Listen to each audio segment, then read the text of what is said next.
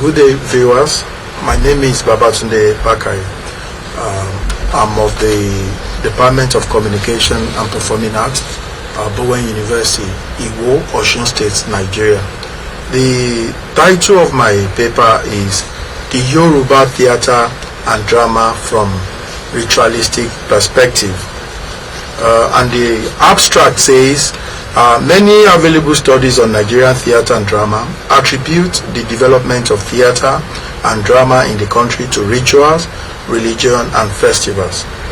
In a more specific submission, Ogumbi and others, 1981 and 2014, opines that the Nigerian theatre and drama, especially the traditional Yoruba theatre and drama, developed or evolved through vast religion, festivals and rituals which are rooted and can be located in the culture and tradition of the people in the country. To this end, this study tends to probe into the ritualistic background of traditional Yoruba theatre and drama, so as to ascertain the level of which the traditional Yoruba theatre and drama has been influenced by rituals over the period of time. May I, at this junction, explain that Yoruba people of Nigeria are populated around the southwest of the country. We can count up to 5 states. Here in Nigeria, we use states. And we can say Oyo State, Ogun State, Osun State, Kwara State, Ekiti State, and Ondo State are the major states in Nigeria that are populated by the Yoruba people.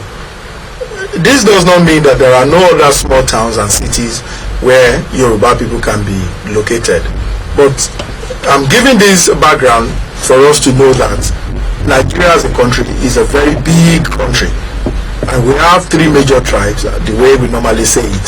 We have the Yorubas, we have the Igbos, and we have the Hausas. But we also have some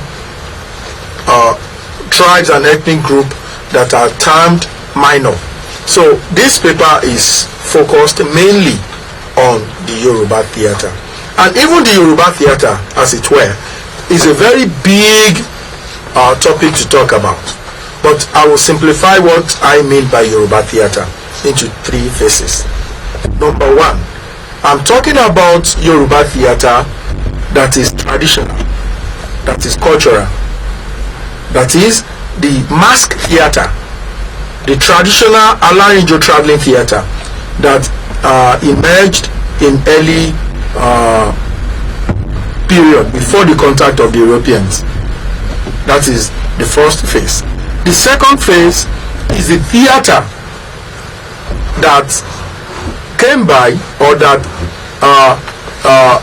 became popular after the traditional Yoruba traveling theatre, which is contemporary Yoruba theatre, or we may call it contemporary itinerant traveling theatre, championed by a man called Ibert Ogunde in the 40s. We have Ibert Ogunde, we have Duro Ladipo, and many others who practiced this type of theatre. Then the third phase is the drama of the literary writers, mainly people like Soyinka, that's Wole Soyinka, Olarotimi, Femi Osofisa, John Pepe Clark, and many others belong to that category. I must also add to this explanation that even this category, that is the third category, which is the theatre of literary dramatists in Nigeria, is also a big topic that I must carefully explain later in this presentation. But let me take from the top, that is from the beginning, the traditional traveling theatre of the Yoruba people, which is majorly a mask theatre. It is very important that we remember that it is a mask theatre. That is, this type of theatre is not a theatre where you see individuals or the actors performing with or showing their real face to the audience. First and foremost, the traditional African theatre is a theatre that is highly ritualistic. That is, in two ways. Ritualistic in the sense that the performance, I will not call them actors now. First, the reason why I will not call them actors is that they are not actors who go on stage and who act for the paying or for the paid audience. These are majorly performers who are themselves traditionalists, who cover their faces with mask. That is, if you want to talk about it in Nigeria or Yoruba manner, these are people who cover their faces with different types of masks. They move from one village to the other to perform, and their performance is a material or cultural or traditional material borrowed from Yoruba tradition, borrowed from Yoruba cultural instances. For instance, their performance is ritualistic. Reason being that, one, they pay homage to the gods and goddesses. That is, they pay homage to the gods and goddesses. A typical Yoruba man, a typical African man, before the coming of the Europeans, believe in the creator, believe in the supernatural power. A farmer, a carver, a hunter in Africa, in Yoruba land to be precise, before setting out, before going out to do their daily activities, we first and foremost appease the gods and the goddesses and other supernatural power around them. That is, for protection, for a success, for the day, and for other things required to conquer in whatever they do. So also, the traditional performers in traditional African theatre, we always pay homage, always pay obeisance. We always give to the gods and goddesses the praises which they believe will aid their journey and their activities for the day. So in Yoruba traditional theatre, the performers, don't forget, I said they always with their mask and elaborate costume. We always do that. That is, do the spiritual part of the performance. That is, pay homage, pay obeisance, praise their gods and goddesses. And this ritual, when we talk about ritual, I don't think we need Oxford Dictionary to explain what a ritual is in African term, or what a ritual is in any explanation we want to make. But I can quickly say that the type of ritual I'm talking about is that ritual, first and foremost, that uses animal as appeasement, atonement to the gods and goddesses and other spiritual power. So even in traditional setting, in traditional African, in traditional Yoruba theatre, you find out that all the performers, if not all, many of them believe in atonement, in ritual, that is, appeasing the gods and the goddesses for a successful show. That is number one. Then the other part of ritual will come in the sense that even their performance is ritualistic in nature. That is, I've spoken about the first ritual, which is to open the play, which is supernatural in nature, that is, for a successful outing. But the nature, the mode of traditional Yoruba traveling theatre in performance, in the sense of performance, is also ritualistic. What do I mean? It has a structure, a well-known structure. That is, if I want to simplify it, I will say the beginning, the middle, and the end. But I'm going to quote Adedeji quickly in his work titled "The Origin and Form of Yoruba Theatre Masque." mask rather. So here Adedeji explained in a very clear term that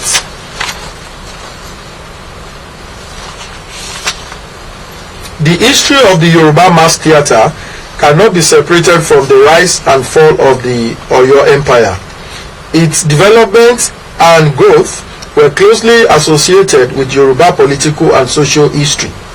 During the first half of the 19th century, the empire faced first the rapacity of the slave trade, then the outrage of the Fulani invasion, and collapsed under the outspread of intestine wars, meaning that even the traditional African theatre, that is, if you use traditional traveling theatre as an example, is apolitical, it is social, and even the economic advancement of the Yoruba people from history is also intertwined with the history of traditional Yoruba traveling theatre. So if I don't want to bring out so many points, not to mix my explanation together, I would rather stick to the format or the formation of traditional Yoruba traveling theatre in the sense of performance. One, it has the opening, which we call in Yoruba language Ijuba, that is a first ceremony to open the play. Before the play can commence, there must be a formal opening by usually the lead actor or the lead performance, because the Yoruba people believe that the beginning is very important, the middle is very important, but ultimately the closing is more important. That is, even in the Yoruba philosophical view of life, that is, when we come to this world is very important. What we do when we start growing, or when we start working and we became a man or a woman, is also very important.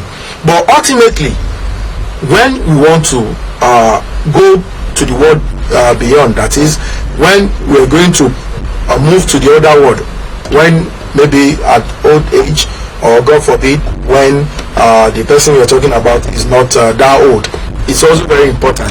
But ultimately, Yoruba people believe that whatever we cannot achieve during the beginning of our life or the middle, we should at least achieve greater part of it before we pass to the world beyond.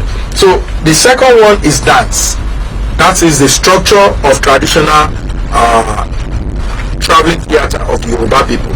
The dance is usually a pure cultural traditional show of acrobatic display, that is, for the deity, alongside bata drum. The bata drum is very popular and very common in Yoruba. It's a drum, that's a musical instrument beaten by special people who are well trained. In fact, as a matter of fact, they are from a family of drummers, and this type of drum or drumming is meant to appease the gods and the goddesses. And the last one is the real drama itself. The drama is usually a satire or a sketch play to lampoon the head individual, that is, those who misbehave in the society, in the Yoruba society. The drama is usually a revue or a mask theatre, which are sociological and used to analyze Yoruba society. That is, to reveal its vices, pest, and morality. I'll give an example of what I mean. In Yoruba land, no individual can come out to criticize the king or a popular chief or a respectable chief directly. That is, the monarch or the people in power, traditional setting, have power over almost everything, and they can always go scot-free when they misbehave. But there is a way, politically, economically, and socially, a way that the Yoruba culture has empowered artists or the performers. I'll give an example of what I'm saying. In the palace where we have a king may misbehave. The chiefs cannot talk to the king anyhow. The subject cannot talk to the king anyhow. But there is one person who can talk to the king indirectly, who can warn the king, and who can also expose the king. That person is a court jester. A jester in a way comes out and sing or chant in Yoruba language and give examples of other kings who has misbehaved in the same way the present king is misbehaving, and also warn the king that, look, what you are doing is wrong, and there's always a reward for everything you will do. So what I'm saying is that in Yoruba theater, that is, if you use traditional traveling theater as an example, the masquerade, the performers, does all this kind of assignment. That is, they warn the powerful people in the society, in the Yoruba society. They also warn the less privileged that the society is for everybody. We must not misbehave, and even when we misbehave, we must not repeat same again, because of the single fact that the individual in the society will make up the society, and whatever misbehavior we display outside will rub off in the society. That is, if we are corrupt individually, the society will become so corrupt at the end of the day. And if we are armed robbers, if we are killers individually in the society, such misbehavior later will come out to be the order of the day. In the case of traditional Yoruba traveling theater, we see a theater that is cultural product of the people, traditional part of the people, because the Yoruba traditional traveling theater is not only ritualistic, and I said earlier on that the ritual aspect is actually a copycat of what we do as Yoruba people in olden days.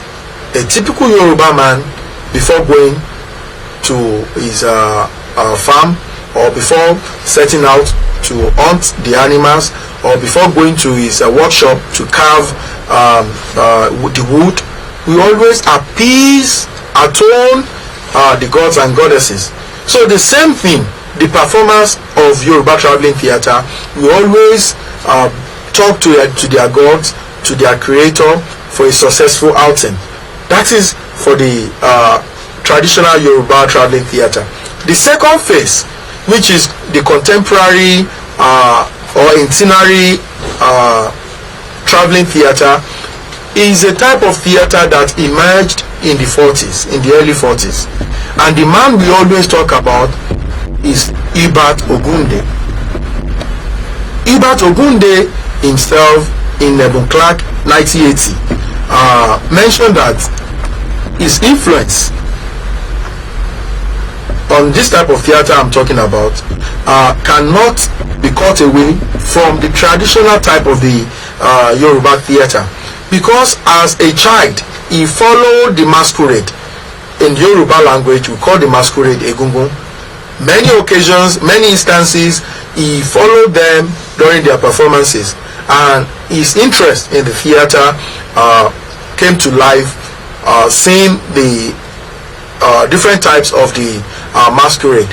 But growing up, Ogunde happened to be a young man whose father was a school teacher, and whose mother was a devoted Christian. That is, Ogunde is a confluence of culture. That is, what I mean by Ogunde is a confluence of culture is that being born into African setting with African religion on his mind, and the father who turned to be a Christian, who became a Christian at his later days, and the mom who happened to be a devoted Christian, trained him in both ways.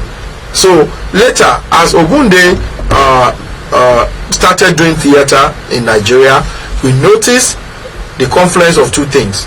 That is the traditional type of theater and the cantatas, that is using different verses of the Bible to do a play. And Ogunde later became a church organist, which also gave him an edge again to combine all these two cultures together. And later on, Ogunde took the play out of the church and started professional theater. And because of this, many people in Nigeria, in Africa, and all over the world always regard to Hubert Ogunde as the father of the modern Nigerian theater. Not only that, Ogunde took away the mask from the theater and drama in Nigeria. We should not forget that I started with traditional type of Yoruba theater and drama, where it was majorly a mask theater. But this time around, Ogunde has taken the mask away. Now we can see the faces of the actors and the actresses who are going to act. But even the modern theater I'm talking about, the contemporary theater I'm talking about, is not 100% a drama of acting. It was a combination of music, dance, and theater, as it were. What do I mean? Many of Ogunde's work are opera or operatic in nature, but this interesting thing about Ogunde theater is that even as a modern kind of acting or performance, Ogunde at the beginning of his career retained the ritualistic aspect of the theater. What do I mean? Ogunde was said to have also killed different animals to appease the gods and goddesses before acting on stage, because as a typical Yoruba man from Ogun State, to be precise, he also believed in traditional African theater, which means, like the masquerades or the masqueraders, Ogunde himself must appease the gods and goddesses and other spiritual factors for a successful acting or outing, as it may be.